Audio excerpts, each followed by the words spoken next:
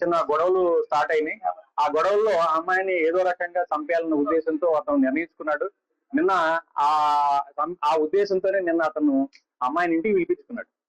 అప్పుడు ఇది మన ఎల్బీ నగర్ లో, గాజువాకల ఎల్బీ నగర్ లో కీర్తి ఎన్క్లేవ్ ఫ్లాట్ నంబర్ 102 దాంట్లో ఇతను ఉంటాడు. అతను ఒంటరిగా ఉంటున్నాడు ఇప్పుడు ప్రజెంట్.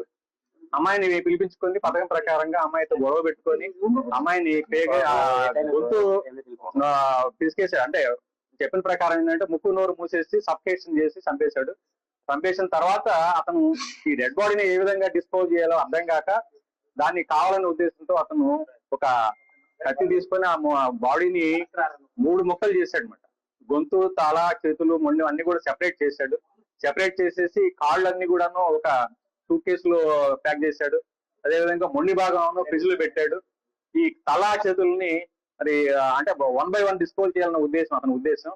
దాన్ని ఏం చేశాడంటే అతను బ్యాగ్ లో పెట్టుకొని మన ఈ అడివివరం రోడ్ లో ఒక నిర్జన ప్రదేశం ఉంది. ఆ ప్రదేశంలో పెట్రోల్ లో తగలబెట్టాడు. తగలబెట్టేసి మరలా వచ్చాడు. వీటిని కూడా డిస్పోజ్ చేయాలన్న ఉద్దేశంతో ఏం చేయాలో అర్థం కావట్లేదు. ఈ బాడీ ఎలా తయారు చేయాలి, ఎలా పంపించాలి, ఎలా డిస్పోజ్ చేయాలని చెప్పేసి తర్వాత అతను మొత్తం లోపల ఉన్న బ్లడ్ స్టైన్స్ కూడా మొత్తం కూడా వాష్ చేసినట్టుగా మనం నేరస్థల పరిశీలన తెలుస్తా ఉంది. కంప్లీట్ గా వాష్ చేస్తున్నాడు. అంటే ఏ విధంగా నేరం బయటపడకుండా తప్పించుకోవాలన్న ఉద్దేశం అతను కనబడతా ఉంది. తర్వాత ఇప్పుడు ఈ డెడ్ బాడీస్ లో ఉన్న ఈ భాగాలు ఎలా డిస్పోజ్ చేయలేక అతనికి దిక్కు తెలియలేదు. ఈయన ఏం చేయాలో అర్థం కాక అతను పోలీస్ స్టేషన్ కి వచ్చి సరెండర్ అవ్వడంగా తెలుస్తా ఉంది. అయితే ఈ విషయం తెలుసుకున్నది తల్లిదండ్రులు ఈ రోజు పోలీస్ స్టేషన్ కి వచ్చి వాళ్ళ మౌనిక తల్లిదండ్రులు వేణుగోపాల్ వాళ్ళ ఫాదర్ పేరు, ఆయన వచ్చి కంప్లైంట్ ఇవ్వడం జరిగింది.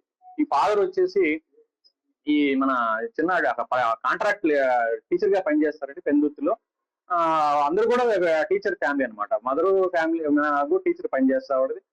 అయితే ఈ అమ్మాయి డిసీజ్డ్ ఈ మౌనిక ఈ ఇంటర్ వరకు చదువుకుంది.